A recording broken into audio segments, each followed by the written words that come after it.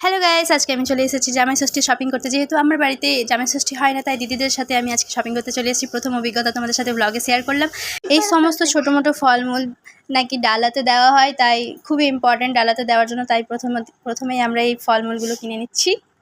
আমরা এগিয়ে যাচ্ছি বাজারের দিকে।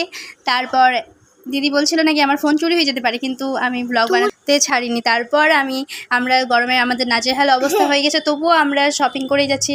নাকি জামাইয়ের জন্য পাখা নিতে হয়, জামাইকে পাখার আদর দিতে হয়। তারপর আমরা কলাগুলো নিয়ে দাঁড়িয়ে আছি। দিদি আমাদেরকে ছেড়ে চলে গেছে শপিং করতে, কিন্তু আমরা এখানে দাঁড়িয়ে আছি। লাস্টে বোর হয়ে আমি ভাগ্নির সাথে খেলতে লেগে গেলাম।